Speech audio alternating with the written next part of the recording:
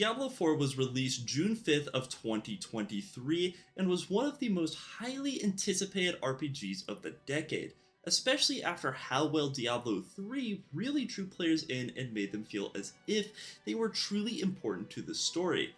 That is why after 2 years of the game's release to the date, I have decided to revisit the game and truly see how the game has evolved. From new dungeons, events, open world exploration, classes, and even the darker sides of the game, we'll be going over all of that in today's video and ranking Diablo 4 from 1 to 10. But before we get into it, if you enjoy this type of content where we review games or do tips and tricks for games, then please don't forget to like and subscribe, as these videos take a long time to create, and let me know you want to see more. Besides that, let's get into it. Before we figure out how the game evolved, we have to understand what happened to the game in the first place. When you start out playing in Diablo 4, there wasn't a lot to do. Now, the story was really good, as all Diablo games really are, and Blizzard, as we all know and love, makes great cutscenes and usually pretty beautiful stories, but the issue wasn't with the story. The main issue with Diablo 4 when it first released was the game was very slow, and there was no point in really doing anything in the game. So you would spend, let's say, 10 to 20 hours basically playing the main campaign, where you would slowly level up between 50 and 60, and then once you hit about 50 or 60, then the only thing to do after that would be to push towards gear and to basically push towards level 100. But if you were a casual player, there was almost no need to push to level 100, as there was almost no benefit outside of stacking the gear. So what Blizzard did to help at the beginning of the game, I guess you could say, was they made this challenge where the first 100 players that would reach level 100 while playing hardcore and sent proof would get their name inscribed on the Lilith statue at their headquarters where they were making the game. So it gave a incentive to play past level 60 outside of just enjoying the game. But the big issue really came with that there was nothing to do, and it was insanely difficult to do this, by the way. I mean, hundreds of hours alone to just get to level 100 from 50 to 100. And from my understanding, I think what people used to say is like from 97 to 100 by itself was like a 72-hour grind or something like that. It was ridiculous, but there was a lot of players who did complete this challenge, and from my understanding did get their names engraved onto the Lilith statue, which is a cool event. But once this event was over, there was basically nothing left to do in the game. And with nothing left to do in the game slowly started to basically bleed away players, as more and more people were seeing there was nothing to do past the main story and past that one challenge that Blizzard introduced. But with that being said, obviously Blizzard saw this as a problem. One of the most anticipated games of a decade was depleting very quickly, so they had to figure out a solution, and their solution was obviously introducing seasons. They already planned to introduce seasons beforehand, but they had to speed it up just a little bit, so that way they could really start bringing in more people to the game. Especially because the open world, there was little to no reason for anyone to ever interact in the open world at this point in time in the game, making it where it wasn't an MMO basically in the slightest, and there was nothing to do at all in the game. And there's still players to this day who have the OG characters who are just maxed out on gear. And on top of all of this, almost every single class was insanely overpowered, to the point where they would get nerfed into the ground and then they would get rebuffed because nobody wanted to play the class anymore. So it was a very rough period. But after all of this happened and a lot of players started to leave the game, they made significant improvements very quickly, like straight into the game. And then they also started to make micro improvements over the course of many years. So let's get into that. So the first thing they did was they obviously started adding seasons. If you don't know what seasons are, basically you can create a character on a season, and there's usually more XP that you can get, and it's just easier to level up, more events and stuff like that. And with the seasons, when the season ends, your character transfers over to basically the main game. And most people end up playing seasons, whether it was in Diablo 3 or in Diablo 4. Most people play seasons at the end of the day because it's just more fun. There's a lot more stuff to do. So the first thing they added going into the seasons was the world bosses. They added the world bosses very quickly in, and basically this just made it where you could go and actually interact with people. They added these and they added summon bosses as well, where you could grab materials and you go to a dungeon, clear it out very quickly, and then you could summon a boss and try to defeat it. And these two things were probably the bread and butter that carried the game for a hot minute. Because this released in Season 2, meaning Season 1 was probably fairly bland, even with the seasonal quest and everything that they usually have going on. Because world bosses just add so much. Not only do they give you something to look forward to every single day if you are someone who just wants to pump out gear, but these summon bosses allow you to directly summon something that can drop you a guaranteed piece of gear that you need, basically. So you would summon a boss, and then you destroy it, and it would drop a piece of gear, and if it's a really good piece of gear that rolls towards you, then you know that you're going to be able to do your build very, very easily, and usually these pieces of gear also have a lot of buffs behind them. So bosses became a really big thing when seasons basically just weren't really hitting.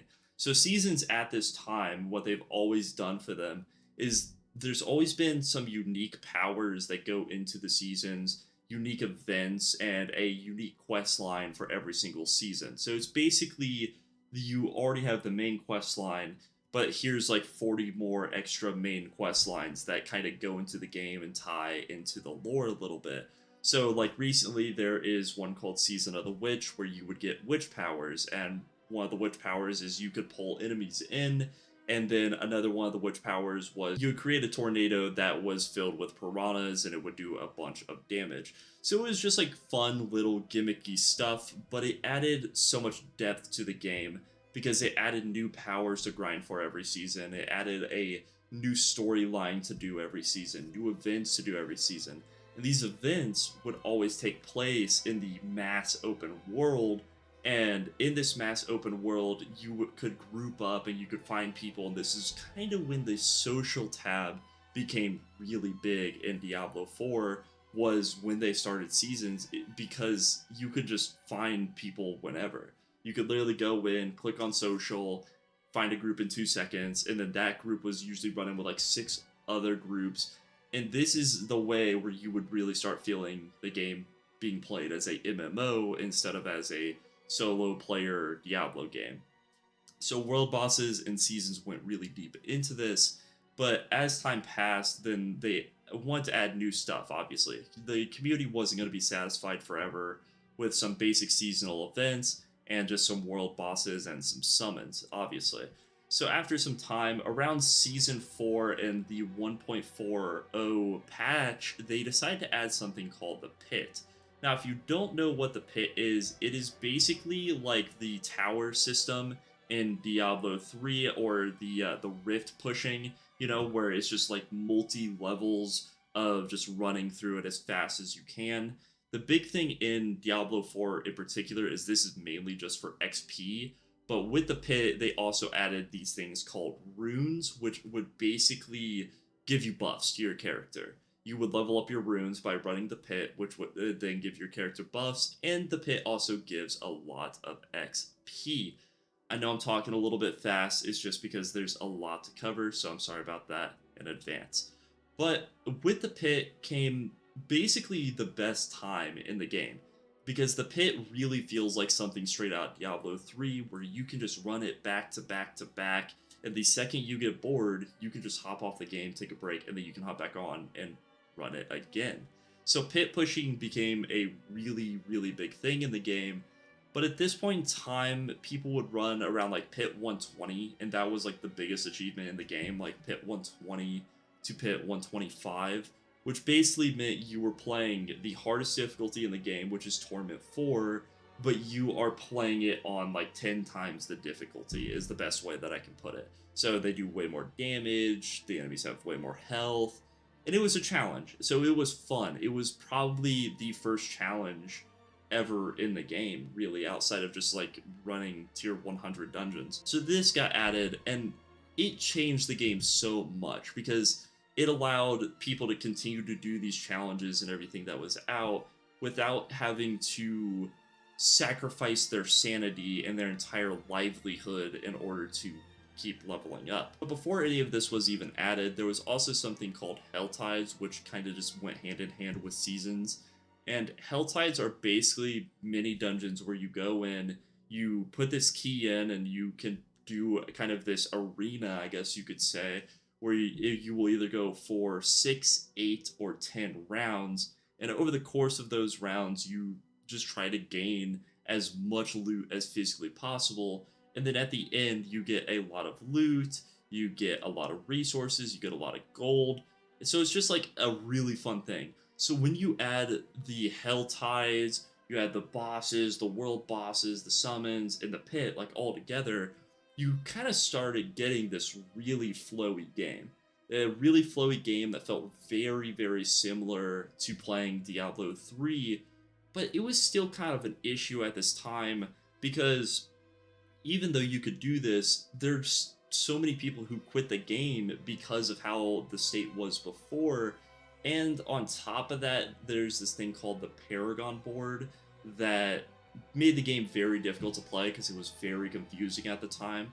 So the Paragon board is once you hit level 60, there is more skills after your skills. That's like passive buffs. And it was very, very confusing at this time.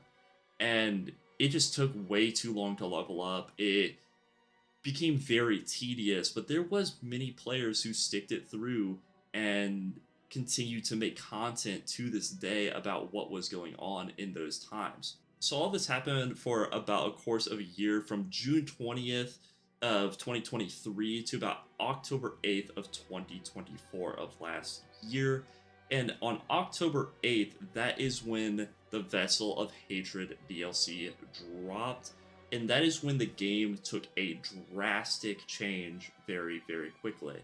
And it's not a drastic change in a way where it's like, man, the game's way worse. It's like, no. It's a drastic change where the game is 10 times better now. So with the Vessel of Hatred DLC dropping, it added a lot of different things. So first off, it added the Spiritborn class, and the class itself is essentially a sorcerer that uses spirits instead of using just like pure magic. They're basically the exact same class, but one is like a melee spirit user and one just uses magic, but a lot of their skills look similar and kind of do similar things is the best way that I can explain it. And then they added this thing called the Undercity as well. And the Undercity was a timed dungeon. So in this dungeon, you go in, there'd be a bunch of enemies laid out, and your goal was to just sprint through the dungeon as fast as physically possible, obliterate the boss, and just get gear. And then on top of that, in the Undercity, you could activate these keys and you could customize the loot that you got. So it was perfect for gear grinding or trying to get materials, as you could just put the key in and get whatever you wanted. This was also when the first ever co-op dungeon was released into the game, and it worked like every other dungeon in the game, outside of the fact there's just points where you have to have extra people, basically. So it's a puzzle dungeon, so you go in and it'd be like, okay, you need somebody to stand on this pressure plate so you can go through here, through this like corridor, and then you stand on a pressure plate, and then they can go through theirs, and they can open up a pressure plate so that both you can go through the next zone. And it's just a lot of that, like give and take back and forth, like little puzzles and stuff like that. But a lot of people don't run this, and the reason is because they have designed the game so much to be solo that there's really no point in running the Dark Citadel outside of like if you want the achievements for running it. But from my understanding, there's little to no need to ever run this in your entire life. But something that came really cool with the Vessel of Hatred DLC was they added character companions, which basically just made it where solo players had the best dreams of their entire life. because with character companions, you would basically get two little guys that would follow you around and just help you. So you would get one guy who would give you a bunch of his skills and would fight for you. So for example, my character, when I hit someone, then this guy has a percentage chance to basically just come out and stun them. And it just makes life 10 times easier. And then you have a secondary companion who would give you like a passive, like, oh, your enemies take extra vulnerable damage, or they take extra magic damage, or whatever it is. But basically, companions just made it where you could play 100% solo and never have to worry about playing with anyone ever again unless you're doing like crazy, crazy hard content. This was also the season where they reworked the Paragon board. So now, when you look at the Paragon board, there is so much more that goes into it. So now max level is 60, but max Paragon is kind of like champ levels in Elder Scrolls Online, I guess you could say, where it's literally just a board filled with passives where you can just stack infinite amounts of them. And people get crazy with these boards. Like, they get to the point where like people are doing mathematical equations for the percentile of increases on damage. And that's why everybody just uses builds these days, honestly, because builds are just 10 times easier to use than to look up how to do the math on the Paragon board. Like, it's very, very confusing, but it's also really cool because it makes it where there's a lot of uniqueness in the game behind build, especially like if you create your own build. But with all of that being said, they did add all of this great content, and because they added all of this great content, there was also going to be a lot of bad things going into the game now as well. So you might be asking, well, what do you mean by there's bad stuff in the game? You just praised it for the last 5 billion years, right? And that is a little bit true, but there is some things I don't like. So first off, almost all of the cool skins in the game you have to buy with IRL money. So when you play a game like World of Warcraft, for example, since it is another Blizzard game, there's so many cool skins in the game, right? And if they add a cool skin to the shop or two, like, maybe some people will be mad, but it's not the biggest thing at the end of the day because there's still so many cool ones in the game. Where Diablo 4 is the complete opposite from that. There is basically the potato skins are in the game, right? Like the ones that nobody wants to wear, and then all of the really, really, really cool stuff is in the shop, and they really like go towards this. I mean, there is stuff that you can just tell they're like, man, if we release this, we're gonna make thousands of dollars. Because if you are playing a character all the time, like let's say you only play Barbarian in Diablo 4, then you are more likely going to buy a Barbarian skin. Just like 100% facts, is how it is. Like, for example, my dad loves playing a Necromancer, so he bought a Necromancer skin because he played probably 300 hours of Necromancer. Or you have, like, you know, people who buy the Barbarian skins because these skins are crazy good. They're straight up skins that you'd be seeing in the base game of World of Warcraft. Like, skins that where you're like, oh my god, I want that more than anything in the world.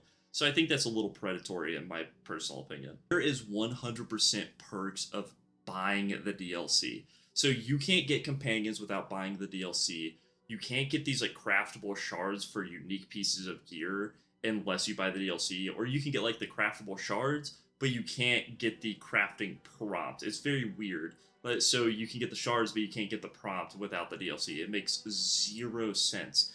You can't get the Undercity, which is just one of the best ways to grind out resources and gear. And overall, just like not getting the DLC as well will make a lot of the seasonals harder because there is seasonal events inside the DLC zone that you can only go to if you own the DLC. On top of those two things, there is no real player market, which makes absolutely zero sense at all. So now in Diablo 4, you can trade anything in the game, basically, as long as it doesn't say it is account bound. And with being able to trade anything in the game, you think they would add like a marketplace, like an in-game trade system or something like that, like World of Warcraft or Final Fantasy has.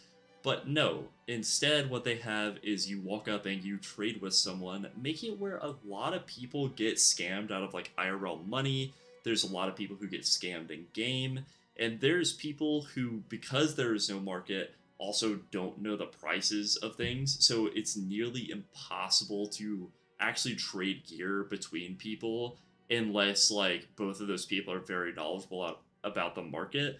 I had this happen so many times where like I would ask somebody how much for like an item, and they'd be like, "Yeah, that's gonna cost you like 6 bill." And then I would like ask somebody who actually plays the game 24/7 how much for the item, and they'd be like, "Yeah, I'm like probably like 1 bill," you know, because like those guys play the market and they understand the market. So I think the game would definitely benefit from a market to stop IRL scamming, but to also just help the overall community, be better as well. Thing that I've seen a lot in the game is better players just making fun of more casual players. It's actually insanely toxic, like inside of the game. And I'm not talking about like, hey, we're doing a max level dungeon and you don't know how to do your skills. I'm not talking about that.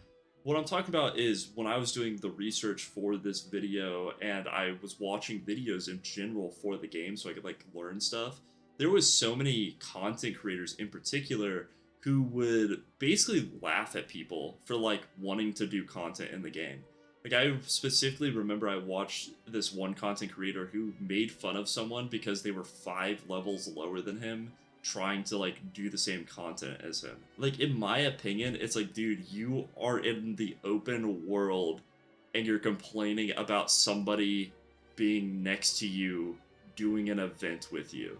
I don't know. I think there's just something so weird behind that. It's like there's this kind of ego behind the game, I guess you could say. And I'm not saying that it's every single content creator, because there is a lot of good content creators for this game. I would even go as far as saying that a lot of the content creators of the game are kind of the heartbeat of the game, I guess you could say. The hardcore players that play every day are like the body of the game, and the content creators are kind of the heartbeat, and then the casual players, I guess, would be like the legs of the game. They're the ones that carry it up. The content creators keep it flowing, and the hardcore players are the ones that kind of move everything. So that, I guess they'd be like the brain. I don't know. But there is genuinely just players who just want to see other players fail in this game for some reason. Like, it makes zero sense to me in the slightest. And it's over like petty stuff too. Like I said, it's never over like, oh, we're doing a super high-end dungeon and you're way at 200 level, we're kicking you. I'm not talking about that. I'm talking about like you're leveling up and you're 2 levels beneath someone and they're making fun of you because you're doing the same event as them. Make that make sense. With all of that being said, you might be asking, why should I even play the game in the first place then? And I think there's just some very simple reasons behind that. So first off, the game very much feels like Diablo 3 in its game loops as of the current state in the game. So if you were a huge fan of Diablo 3, you will probably like the current Diablo 4. Now, is it the exact same game? No, it is not. But in the feeling of like how the game rotates every single season, it definitely feels more like Diablo 3 than it used to. It is definitely also built for casual players. Like, I mean, if you are a casual player or a solo player, the game is a perfect MMO for that, basically. Because every single thing they add into the game you don't have to do with anyone. Even the world bosses you technically don't have to do with anybody, they're just easier, which just basically makes the game a solo player heaven. The events and dungeons are also very, very addicting. Almost every single dungeon just feels like you're getting a shot of dopamine almost, and they do get boring kind of quick because of that as well. But if you love just like going through, smashing through dungeons as much as physically possible and just like seeing big numbers, then it's really fun. And it's very, very easy to get addicted to it. Like, I wouldn't be surprised if you try the game and you smash through some dungeons and you just get addicted. Because that's what happened to me. Literally, that is what happened to me. And then what else? It's very easy to get into and it's very easy to understand. Every single build in the game, if you follow the build, you will understand how to play that character. And when I say it's very easy, I mean the concepts in itself are very easy. You run the pit, you run hell tides, you run events, and there's so many like little things that pop up on your screen that kind of tell you where to go to get those things, where to find them, what you should be running. And even if you don't want to pay attention to basically the free guides that are popping up on your screen, you can easily go to the social tab and you can just join a group and get carried through it, or run through it with that group if you don't know where those things are. And that's why I would probably recommend it to anybody, is just because the loops are just fun and it's a very, very easy game to get into. Overall, Diablo 4 is a fairly good game. You can easily tell they've really put a lot of time and effort into making the game more fun, especially for anyone and everyone that desires to either play solo or with a couple of friends. As a Diablo game, I would say it's a solid 8 out of 10, as it's definitely not my favorite, but they have severely improved it after all of the updates. But as a MMO, it's probably a 5 out of 10 for the MMO experience, as there is no point in ever playing with people outside of world bosses, Dark Citadel, co-op dungeons, or tier 130 plus pit, because if you do play with other players, it really just makes everything else 10 times harder. Although it definitely is crazy to see people's builds that get paid to play the game through carries, as their 130 plus pit builds are just absolutely nuts, as those guys are truly on a different level playing field than most. So if you decide to play casual, don't feel bad about not doing 60 billion DPS. I'm not joking. If you made it to the end of this video, then let me know in the comments below what your favorite Diablo class of all time is. I'll make sure to like and reply to them all. Besides that, I hope you guys enjoyed this one. If you did, don't forget to like and subscribe for more gaming tips and reviews. Peace.